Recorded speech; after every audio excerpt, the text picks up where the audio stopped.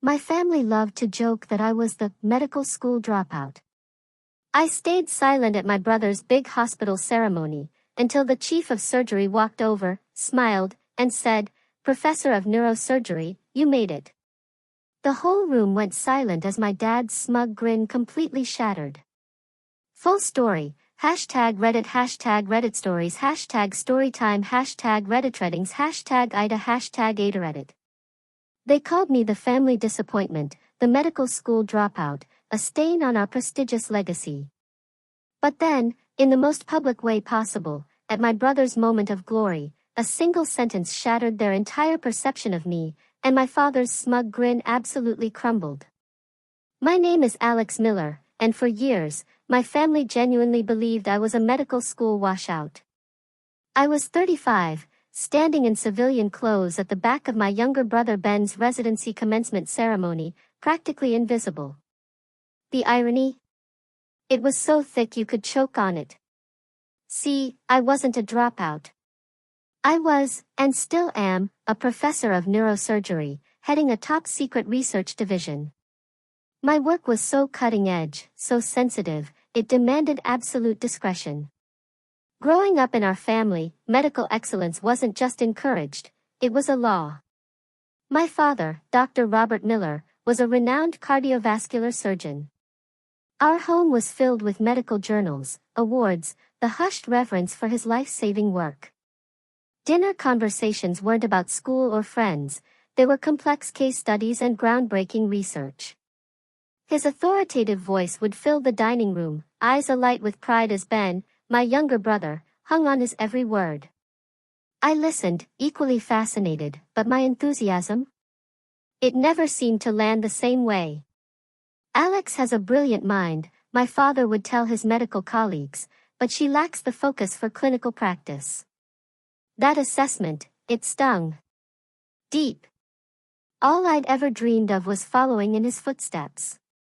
I spent countless hours in the lab, devoured every anatomy textbook, applied to the top medical schools with a perfect academic record. When I got into Harvard Medical School, it was one of the proudest days of my life. My father actually hugged me. A rare enough occurrence to make that moment monumental. "Don't waste this opportunity," he gruffly said, his voice thick with what I desperately hoped was emotion. Medical school was everything I'd envisioned. Challenging. Fulfilling.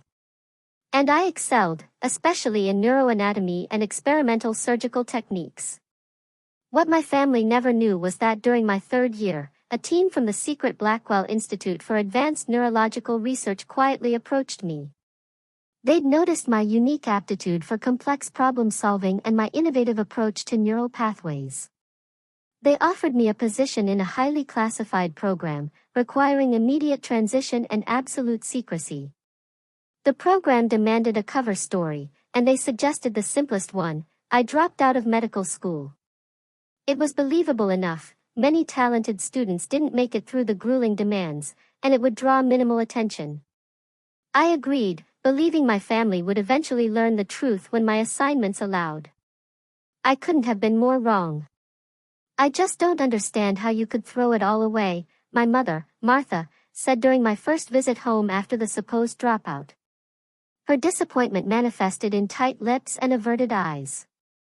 "Your father pulled strings to get you considered."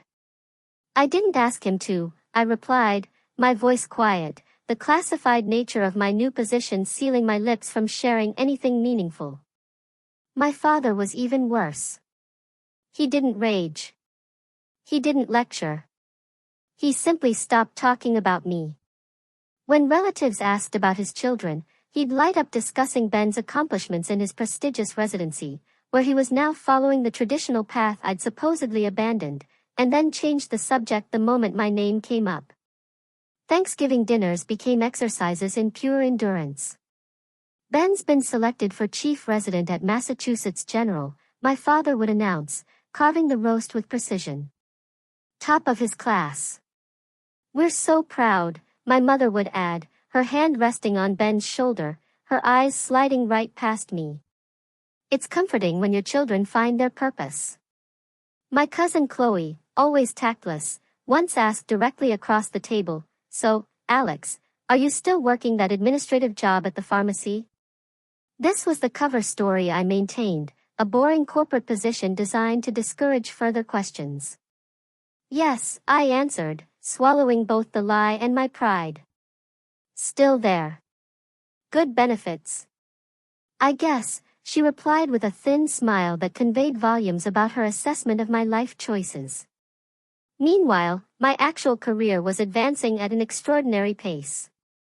I couldn't tell them about the pioneering surgeries in experimental neurological mapping or the groundbreaking research that had reversed previously incurable conditions. I couldn't mention the complex neural algorithms I developed that had saved countless lives, or the prestigious medical awards accumulating in a secure vault rather than on my wall. I couldn't explain the months of silence when I was unreachable because I was operating deep in a sterile lab or consulting on a global medical crisis. Each success in my classified world seemed to parallel a disappointment in my family's eyes. When I was made head of a research division, my parents were discussing Ben's upcoming fellowship. When I received a secret breakthrough prize in medicine, my mother was lamenting to her friends about her daughter who just didn't apply herself. Ben himself wasn't unkind. He simply followed our parents' lead, growing increasingly distant as our supposed life paths diverged. Occasionally, he'd call with news of his accomplishments, always ending with an awkward, "So, how's the pharmacy job?" I'd murmur, "Congratulations," and offer vague updates about my fictional corporate life, hating every second of the deception. Years passed this way, the divide growing wider. I developed a thick skin about my family's perception, focusing instead on my missions and the tangible difference I was making. But deep down, the pain of being the family disappointment never fully subsided. Every achievement in my secret life was shadowed by the knowledge that the people who should be proudest didn't even know. My transition from Harvard medical student to the Blackwell Institute was abrupt, intense. While my family believed I was licking my wounds and settling for civilian mediocrity, I was actually undergoing some of the most rigorous training the medical world offers. The program that recruited me specialized in cutting-edge neurosurgical techniques and advanced neurological analysis, a rare combination that suited my particular skills. The research facility was an unmarked compound in Virginia, where days began at 4 a.m. and often ended after midnight. Physical conditioning was merely the foundation. The real work involved learning to process and analyze complex neurological data in real-time crisis situations, often while experiencing extreme physical stress or sleep deprivation during marathon surgeries.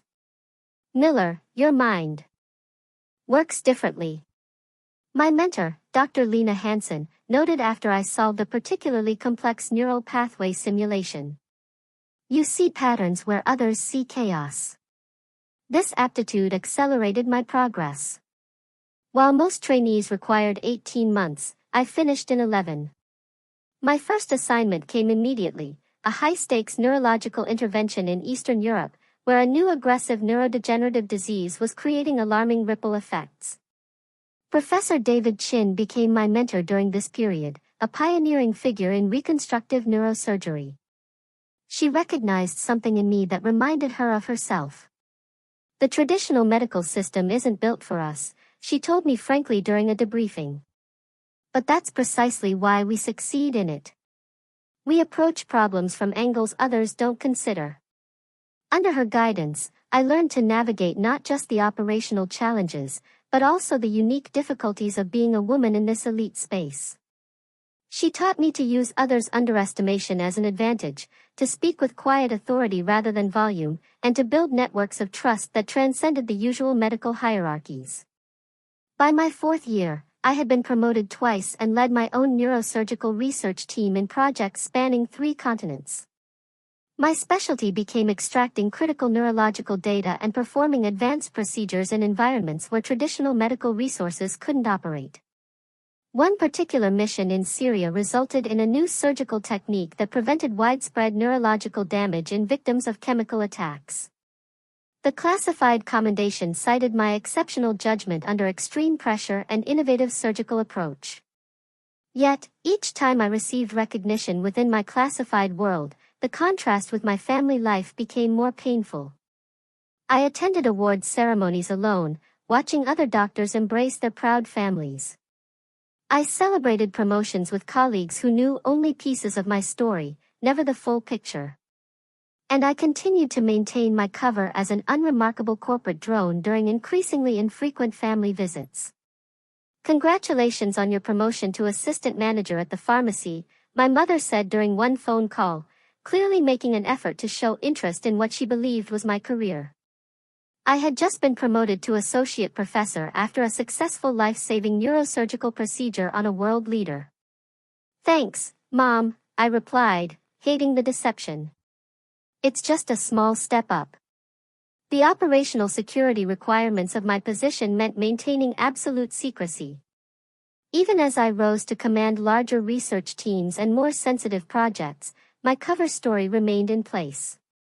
Only a handful of high-ranking medical leaders knew my complete professional record, while most who worked with me knew only the portions relevant to our joint operations.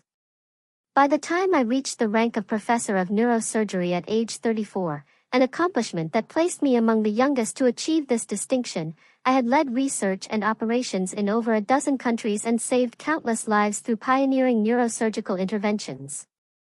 My specialty in counterneuroterrorism, addressing weaponized neurological agents, had expanded to include disrupting human trafficking networks for organ harvesting and preventing hostile cyber operations against critical medical infrastructure. What made my rapid rise even more remarkable was achieving it while facing the additional challenges women in highly specialized medical fields encounter. I navigated skepticism from some traditional medical circles, adapted to equipment and surgical approaches designed for male physiology, and developed leadership styles that commanded respect in environments where female leaders were still relatively rare. Through it all, I carried the strange burden of my family's disappointment. Each time I returned from a classified deployment to attend a holiday gathering or family event, I stepped back into the role of Alex the underachiever.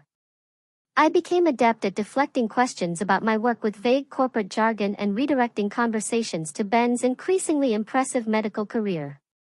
The weight of these dual identities grew heavier with each passing year. There were moments when the deception felt unbearable, like when my father made a passing comment about people who couldn't cut it in real medicine, or when distant relatives asked patronizing questions about when I might find direction in my life. But my commitment to patient care and the groundbreaking research I led always silenced the impulse to reveal the truth. The work was too important, the stakes too high. If maintaining my family's disappointment was the price for operational security, I would continue to pay it, regardless of the personal cost. Last Thanksgiving marked a particular low point in my relationship with my family. I had just returned from coordinating a joint international medical operation with NATO forces, 36 sleepless hours of tension that ultimately prevented a significant biological weapon outbreak. Instead of recovery time, I went straight to my parents' house, exchanging sterile scrubs for civilian clothes and the hypervigilance of command for the different tension of family dinner. My father stood at the head of the table, crystal glass raised in a toast. "To Ben," he announced, his voice carrying the authority of a chief surgeon that never quite left him, whose selection for the elite cardiac fellowship continues our family's tradition of excellence in medicine.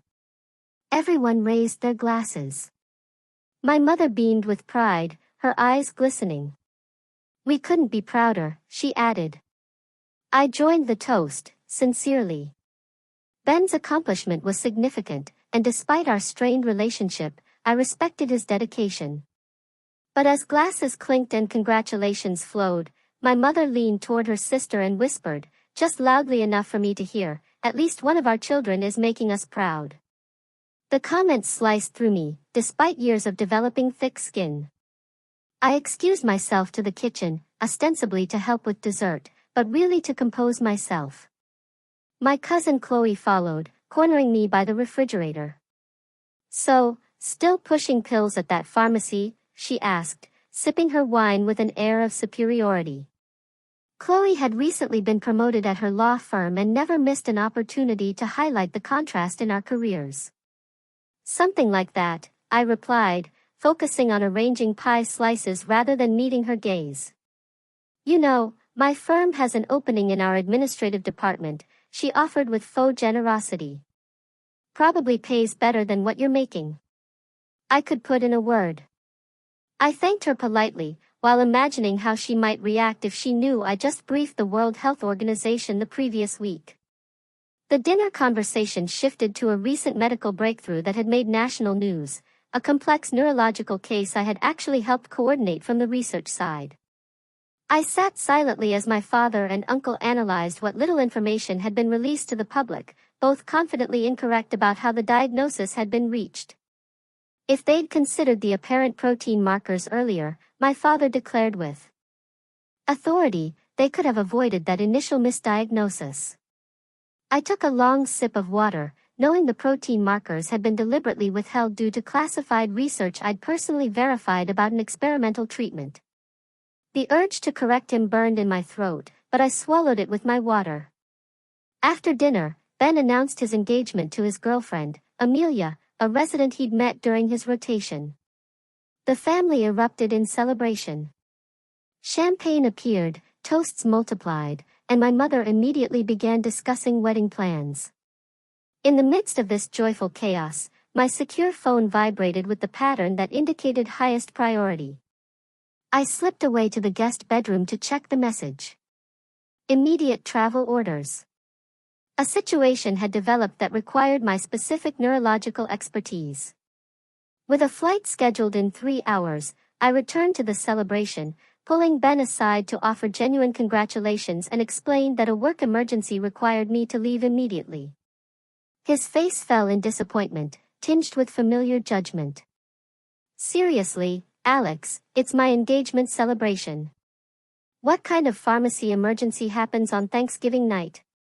I'm sorry, I said, meaning it completely, but unable to explain further. I wouldn't leave if it wasn't absolutely necessary. My parents reacted with the resigned disappointment I'd grown accustomed to. Of course, Alex has to leave, my mother said to the relatives, not bothering to lower her voice. Her priorities have always been different. I caught my father's head shake as I gathered my coat, the subtle gesture of disapproval that had followed me since childhood. As I drove away, the family continued celebrating without me, while I prepared mentally for the classified operation ahead. The mission kept me deployed through Christmas and into the new year. When I finally returned, I learned that my absence had become a focal point of family discussion. Ben's engagement party had been held without me, and my failure to attend had been interpreted as further evidence of my disregard for family. Your brother was hurt, my mother informed me during a tense phone call. After everything he's accomplished, the least you could do is show up for his important moments. What she couldn't know was that during his engagement party, I had been leading a critical neurosurgical operation that resulted in the rescue of kidnapped aid workers suffering from a unique neurological toxin. The mission earned me another commendation, one that would remain in a classified file rather than on my mantle. The growing divide between my professional success and personal failure created an increasingly unbearable tension.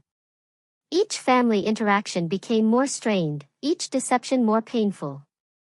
As Ben's residency commencement approached, I found myself at a breaking point, torn between my duty to global health security and my crumbling relationship with my family. The day of Ben's residency commencement dawned clear and bright. Perfect Southern California weather that seemed to mock my inner turmoil. I deliberated for weeks about whether to attend, knowing my presence would be scrutinized by a family increasingly frustrated with what they perceived as my indifference to Ben's achievements. My decision to go wasn't simple. I requested a rare day off from my duties, arranged secure transport, and carefully selected civilian clothes that would allow me to blend in while still maintaining appropriate professional demeanor, a habit too ingrained to break, even in this context. The University Medical Center gleamed in the morning sun as I approached. I instinctively cataloged security positions and protocols with my trained eyes, noticing details most civilians would miss. This awareness reminded me how far I was from the person my family believed me to be. I arrived deliberately late, slipping into the back row as families claimed seats near the front. My parents occupied prominent positions in the family section. My father wore his best suit with the pride of a chief surgeon whose son was following his distinguished path. My mother sat beside him, elegant in a navy blue dress, her posture reflecting the professional precision she'd absorbed through decades of marriage. The ceremony proceeded with the characteristic discipline and tradition of a prestigious medical institution. Each element, from the procession of faculty to the precise presentation of awards, followed protocols I knew intimately from my own classified ceremonies. The difference was that today's event was public, celebrated openly with proud families, unlike the clandestine recognition of my own achievements. As the ceremony progressed, I found myself analyzing the security perimeter out of professional habit while simultaneously absorbing the significance of Ben's accomplishment. Completing a rigorous residency represented years of grueling training and exceptional dedication, a fact I appreciated perhaps more fully than anyone else in my family could. Midway through the ceremony, I noticed a familiar face on the platform, Dean Thompson, head of the medical faculty, who had championed my research and often collaborated with the Blackwell Institute. He was scheduled to deliver remarks as part of the leadership cadre. Seeing him triggered an immediate internal alert. Dean Thompson was one of the few high-ranking medical leaders who knew my complete professional record and true rank. I shifted slightly in my seat, angling myself to become less visible from the stage. The movement was subtle, the kind of adjustment medical professionals make instinctively to avoid recognition when necessary. For a moment, I believed I had successfully minimized my presence. Then came Ben's moment of recognition. He stood tall as his accomplishments were read, his face composed in the disciplined expression of a dedicated physician receiving honors. Despite our complicated relationship, pride swelled in my chest. Whatever else had transpired between us, my brother had earned this moment through genuine merit and determination. As applause followed Ben's recognition, I allowed myself to relax marginally. A mistake, in retrospect. My slight movement caught Dean Thompson's eye during his scan of the audience. I watched his expression change as recognition dawned. First confusion, then certainty, then an unmistakable reaction to finding a highly decorated professor of neurosurgery sitting anonymously in civilian clothes at a residency commencement. Our eyes locked momentarily. In that brief exchange, I conveyed a silent request for discretion that medical professionals of our standing understand implicitly. The dean gave an almost imperceptible nod, and I believed the moment had passed without incident. The ceremony continued with the remaining recognitions and formal remarks. I began calculating my exit strategy, planning to congratulate Ben briefly before departing to avoid extended family interaction. But as the formal portion concluded and families began moving toward their graduating residence, I noticed Dean Thompson conversing with another esteemed physician while gesturing subtly in my direction. My internal alarm sharpened. The second doctor, Dr. Chun, had also worked with my team during a joint neurological intervention the previous year. Now both men were looking in my direction with that particular expression of medical leadership, preparing to acknowledge a fellow professional. I began moving toward the exit, hoping to evade the approaching confrontation. But the crowd's movement blocked my path. As families surged forward to congratulate their graduates, I found myself inadvertently pushed toward the area where Ben stood with my parents, rather than toward the exit I'd been targeting. In that moment of navigational confusion, Dean Thompson reached me, his commanding presence parting the crowd around us. I straightened instinctively, muscle memory responding to the presence of a superior despite my civilian clothes. What happened next would permanently alter my family's perception and change the course of our relationships forever. Professor Miller, Dean Thompson's voice carried clearly above the post-ceremony chatter. The title echoed. Heads turned. My parents, standing just feet away beside Ben, froze in confusion. Dean Thompson, I responded automatically, assuming the formal posture ingrained through years of medical service. It's good to see you, sir. Last time was that complex neurorehabilitation project, wasn't it? He continued, either unaware of or unconcerned about my family's proximity. Your insights into neuroplasticity were impeccable, as always. Saved a lot of function. My mother's hand flew to her mouth. Ben's expression transformed from celebration to bewilderment. My father stood rigid, his brow furrowed in deepening confusion. Professor, my father finally spoke, the words sounding foreign on his tongue when directed at me. There must be some mistake. Dean Thompson turned, noticing my family for the first time. Recognition flashed across his face as he took in my father's esteemed professional demeanor. Dr. Miller, he acknowledged with respect, before turning back to me with raised eyebrows. They don't know? Before I could respond, Dr. Chun approached, extending her hand. Professor Miller, your team's work on the transcranial magnetic stimulation protocols was remarkable. We've implemented your methods across 3 research divisions. Now, the reality of my position was materializing around us like a photograph developing in solution, becoming clearer with each passing second. My carefully maintained cover, the story of professional mediocrity I'd cultivated for years, was dissolving in real time. Alex? My mother's voice trembled with confusion. What are they talking about? Dean Thompson assessed the situation with the quick comprehension of a seasoned medical leader. Dr. Miller. Mrs. Miller. He addressed my parents directly. Your daughter is one of our most valuable assets in neurological research. Her work in advanced neurosurgery and experimental therapies has been extraordinary. That's not possible, my father stated flatly. Alex left medical school. She works at a pharmacy. She's a professor of neurosurgery at the Blackwell Institute, Dean Thompson corrected. And at a rank that reflects exceptional service. The pharmacy work would have been her cover story, fairly standard in her division. Ben stepped forward, his new residency pin gleaming on his lapel. Alex, is this true?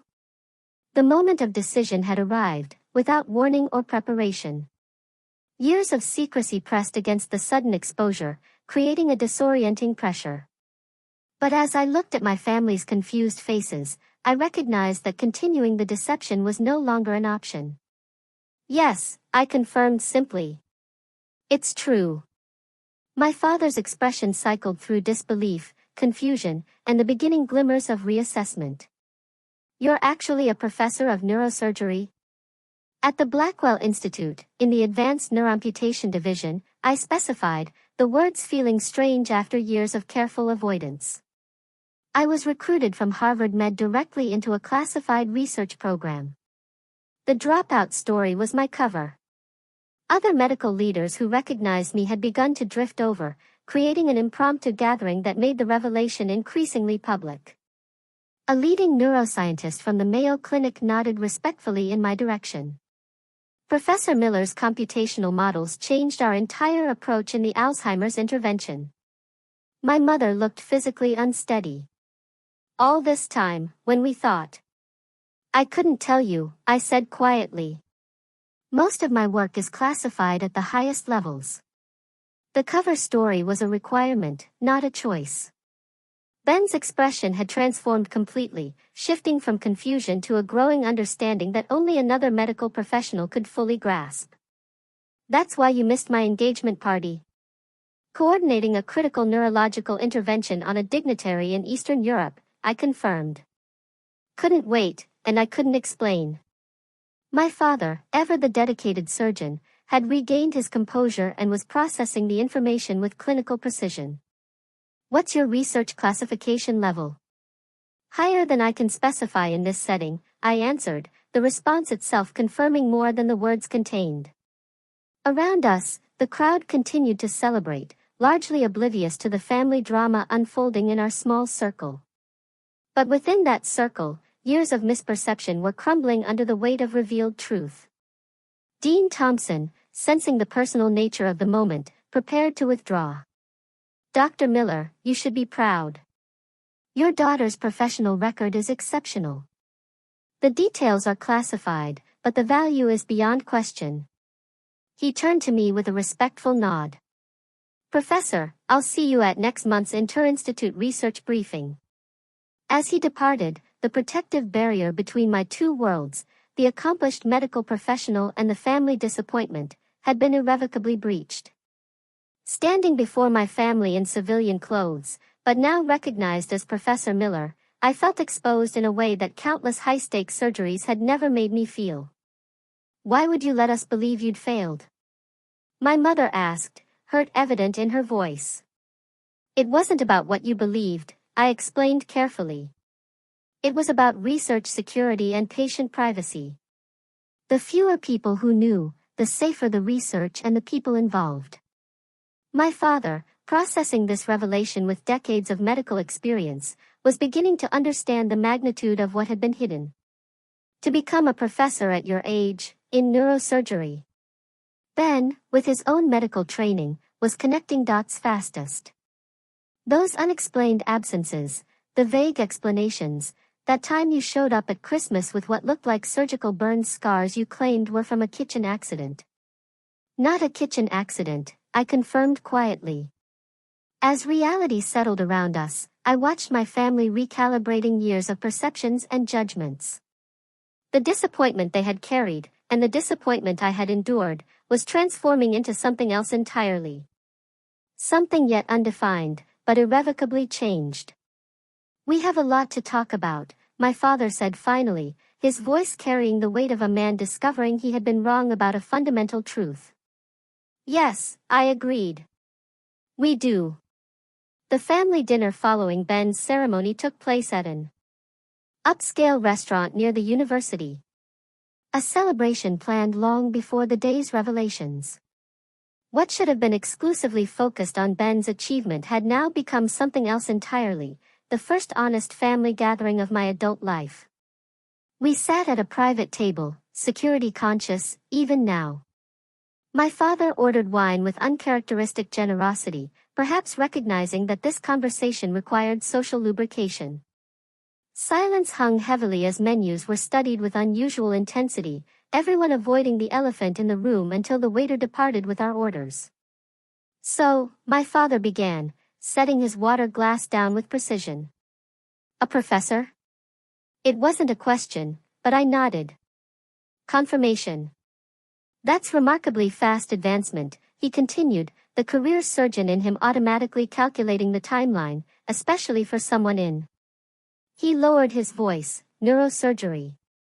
It was a unique path, I acknowledged. The program I was recruited into accelerates promotion timelines based on field performance and research breakthroughs rather than standard time and grade requirements. My mother, who had been unusually quiet, finally spoke. "All those times we thought you were being flaky or irresponsible, disappearing from family events, being unreachable for days. I was deployed on a research mission or in a critical surgery, I finished for her, often in locations I can't name, doing things I still can't discuss." Ben leaned forward, professional curiosity mixing with brotherly reassessment. "That scar on your forearm from 2 Christmases ago? A biopsy gone wrong?" "High-risk procedure," I said simply. My father's face tightened. The career surgeon understood immediately what "gone wrong" typically meant in a high-risk procedure. "And we were giving you grief about missing family photos," my mother whispered, horror dawning in her expression. The conversation paused as our salads arrived. When the waiter departed again, my father asked the question that clearly bothered him most. "Why neurosurgery? You were so keen on cardiology." I had to smile slightly. Of course, that would be his first substantive question. The program that recruited me operated jointly, but my specific aptitude was for advanced neurological analysis and surgical innovation. The work suited my particular skills, regardless of medical specialization. "Which are," he pressed. "Complex neural pathway mapping, pattern recognition in neurodegenerative diseases, development of experimental therapies, some other specialties I can't detail." Ben whistled softly. "That's the heavy stuff, Alex." My mother was struggling to reconcile the daughter she thought she knew with this new reality. "But why couldn't you tell us anything? We're your family." "Research classification and patient privacy," I explained gently. The nature of my work means that knowledge of my real position could potentially endanger ongoing studies or compromise sensitive patient data. For 12 years, my father challenged, the hurt beneath his question evident despite his professional demeanor. Not one word of truth. That's the job, Dad, I said simply. You, of all people, should understand that some positions require complete compartmentalization. He fell silent, medical discipline acknowledging what the father in him wanted to deny. The main course arrived, providing another brief reprieve from the intensity of the conversation. As we began eating, Ben broke the tension with a short laugh. So all those times I was bragging about my promotions and assignments, you were talking to someone who was briefing the who? I finished with a small smile. God, I must have sounded like such an idiot, he groaned. You didn't, I assured him. Your accomplishments are real and significant. Different medical areas, different challenges. My mother set down her fork, her food barely touched. I keep thinking about all the things we said to you over the years. The disappointment we expressed, the judgments. You didn't know, I said. You couldn't have. But we should have trusted you, she insisted, tears gathering. We should have seen that there was more happening than what appeared on the surface. Instead, we just wrote you off. The raw truth of her statement hung in the air. They had written me off, creating a narrative of the disappointing daughter that fit the limited information they had. My father, always less comfortable with emotional displays, redirected slightly. Your upcoming promotion. Dean Thompson mentioned a briefing next month. Are you being considered for department chair? I confirmed quietly. It's not finalized yet. His eyebrows rose sharply. At your age, that would be unusual. The recommendation is based on the TAVOS neuroreversal trial results, I acknowledged. That's all I can say about it. My mother wiped her eyes. And we wouldn't have known about this either if today hadn't happened. I hesitated, then admitted the truth. Probably not the details, no. You might have eventually learned I was a medical professional, but specifics about rank and position would have remained classified. The meal continued with questions I could answer, intermingled with ones I couldn't. The boundaries of classified information remained, even in this new openness, creating an imperfect but vastly improved communication. For the first time, my family was seeing the outline of my real life, even if many details remained in shadow. After dinner, my parents invited me back to their home, a gesture that felt significant after years of emotional distance. In their living room, my mother disappeared briefly before returning with a dusty box. I kept these, she said, setting it between us. Even though I didn't understand why you'd want them. Inside were mementos from my pre-med and early med school days, my stethoscope, academic awards, photographs, items that would have made no sense to preserve for someone who had supposedly failed out. Yet, she had kept them anyway. Some part of me never believed the story, she admitted quietly.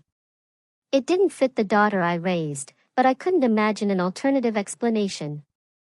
My father, after several drinks and hours of processing, had grown unusually reflective. I was hardest on you, he acknowledged. Professional directness applied now to a personal failing. When we thought you'd washed out, I took it personally. Made it about my legacy rather than your path. I understood why, I told him honestly, the concept resonating deeply with his professional core. At the expense of being known by your own family. Ben, who had been listening quietly, finally spoke again. But things can be different now, right? I mean, we know the basic truth, even if details stay classified. It was the question I'd been considering throughout the evening. Some things can change, I agreed cautiously. You know my actual profession now, my general position, but most of my work will remain classified. There will still be unexplained absences, questions I can't answer, but we'll understand what they mean now. My mother said as the evening drew to a close, my father did something unprecedented in our relationship. He stood, straightened as if addressing a fellow surgeon, and extended his hand formally. "Professor Miller," he said, using my title for the first time. "I believe I owe you an apology, and my respect." I took his hand. Years of professional bearing preventing the emotion in my throat from showing on my face. "Thank you, Dr. Miller." It was an imperfect beginning to a new chapter. One where the truth, even partially revealed, created possibility for healing what deception had damaged.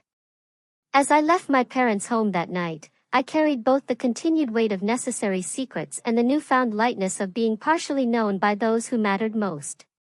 6 months after Ben's residency commencement, I found myself approaching my parents' home for another family gathering. This time, a 4th of July barbecue that had been a Miller family tradition for decades. The familiar nervousness that had accompanied these visits for years had transformed into something different, a cautious optimism about family relationships rebuilding on more honest ground. As I walked up the driveway, carrying a dish I'd actually prepared myself rather than the usual hastily purchased store contribution, I noticed several of my father's old medical colleagues gathered around the grill. In previous years, I had avoided these medical-heavy gatherings whenever possible, finding the deception particularly difficult among those who spoke my professional language. Today was different. My father spotted me and straightened slightly. Not quite the attention stance of professional protocol, but a new recognition that carried its own significance. "Alex is here," he called, using my familiar name, but with a new tone. As I approached, he did something unprecedented. He turned to his friends and said, "Gentlemen, my daughter, Professor Miller, head of neuroscience at the Blackwell Institute." The introduction, simple but accurate, represented a seismic shift. The retired doctors nodded with the respect of professionals who understood precisely what the title and institute signified, particularly for someone my age. No details were necessary. The basic facts communicated volumes to those who spoke the language of medicine. My mother emerged from the house, her greeting warmer than I could remember in years. As she hugged me, she whispered, "I put together a small display. Nothing classified, I promise." Curious, I followed her inside to the study, my father's domain, traditionally filled with his medical memorabilia. In one corner, she had created a discreet but meaningful arrangement, my medical school graduation photo, the few unclassified research grants I'd been able to share, and a recent formal photograph in my lab coat following my promotion to department chair. "Is this okay?" she asked, uncertainty in her voice. "I wanted to honor your work, too, but I wasn't sure about security concerns." I examined the display carefully. "It's perfect," I assured her. "Nothing here reveals operational details." Her relief was evident. "Good. Your father checks it every day, you know." I think he's still wrapping his mind around everything. Returning to the backyard, I found Ben manning the grill alongside our father. My brother's transformation had been perhaps the most straightforward. One medical professional recognizing another with a shared understanding that comes from parallel experiences, despite different specializations. "Chairperson," he greeted me with a grin and a deliberately informal bow. "Burger or hot dog?" "Both," I replied, falling easily into the sibling banter that had been absent for too long. "I just finished 3 weeks on nutrient paste. I'm making up for lost time." He nodded, understanding immediately what 3 weeks likely signified without asking questions he knew I couldn't answer. This new shorthand between us, acknowledging the boundaries of classified work without resentment, had become one of the unexpected gifts of the truth. The afternoon progressed with a lightness I hadn't experienced at family gatherings in over a decade. Though many topics remained off limits, my recent research locations, the nature of current projects, the specifics of upcoming assignments, the fundamental truth of who I was and what I did now formed the foundation of our interactions. My father, always more comfortable with actions than words, found ways to express his changed perspective. He introduced me to his colleagues with unmistakable pride. He referenced my research insights when discussions turned to current medical affairs. And most tellingly, he deferred to my expertise in areas where neurosurgery intersected with cardiology concerns, a professional respect that meant more than any verbal apology. As evening approached and we gathered for the traditional Miller family photo, I stood beside Ben. Both of us now recognized for our service rather than compared by it. My mother arranged us with the precision of a longtime medical spouse. "My children," she said to a neighbor who was taking the photograph. Both serving humanity, just in different ways. The simple statement acknowledged the parallel value of our different paths, a recognition that would have seemed impossible a year earlier. Later, as fireworks illuminated the sky, my father joined me at the edge of the yard where I'd stepped away briefly to check a secure message. "All good?" he asked, the question encompassing more than the immediate communication. "Yes," I confirmed, returning the phone to my pocket. "Nothing urgent?" He nodded, gazing upward at the patriotic display rather than at me, a medical man's approach to emotional conversation. "I've been thinking about what it cost you," he said finally. "Carrying that cover story all these years, bearing our disappointment when you were actually doing my job," I finished when he trailed off. "That's all it was, Dad. The job I was assigned, with the parameters required. But the personal cost," he insisted, still watching the fireworks. "Missing the recognition you deserved, even from your family." I considered this, formulating my response with the same care I applied to medical assessments. "There's something freeing about being evaluated solely on your work, without external expectations or family legacy influencing perceptions," I offered. "In some ways, starting with a blank slate let me define my own path." He absorbed this perspective thoughtfully. "Still, I regret the judgments we made with incomplete information." "That's the nature of advanced research," I replied with a small smile. "Everyone operates with incomplete information. The difference is whether you recognize its incompleteness." This observation, applying professional principles to personal relationships, seemed to resonate with him. "A fair assessment," he acknowledged, clinical precision in his nod. As we rejoined the family gathering, I reflected on the strange journey of the past 6 months. The revelation at Ben's ceremony had not instantly repaired years of misunderstanding, but it had created space for something new to grow. The family that had once seen me as their greatest disappointment was now navigating a recalibrated relationship based on partial truth, the maximum disclosure my position allowed. 2 weeks later, I stood at attention during my promotion ceremony, the prestigious medallion of a department chair being affixed to my lapel. Unlike previous promotions, celebrated only among cleared colleagues, this one included 3 seats in the family section, occupied by my parents and brother. The technical details of my accomplishments remained classified in the official citation, cloaked in the deliberately vague language of advanced neurological research. But the pride in my family's eyes needed no detailed explanation. They understood enough now. Not everything, but enough. As the ceremony concluded and I joined my family, my mother embraced me with tears in her eyes. "I always knew you were exceptional," she whispered. "I just didn't know how." My father, ever the renowned surgeon, extended his hand for a formal shake before professional composure gave way to parental pride. He pulled me into a brief, tight hug. "Well done, Chair Miller," he said gruffly. "Well done." The journey from family disappointment to recognized professional had been complicated by necessary secrets and security requirements that would never fully disappear. But standing with my family, accepting congratulations for an achievement they could finally acknowledge, I found peace in being partially known. An imperfect but meaningful visibility after years in the shadows. For anyone who has been misjudged or underestimated, there's a powerful lesson in this experience. Sometimes the truth emerges in unexpected ways, and sometimes the perceptions others hold aren't reflections of reality, but simply products of limited information. The worth you create through your work and choices remains valid, even when unrecognized. And authenticity, even when necessarily incomplete, creates possibilities for connection that deception cannot. Thank you for listening to my story. Sometimes the most powerful truths are the ones we carry quietly within us, until the right moment for revelation arrives.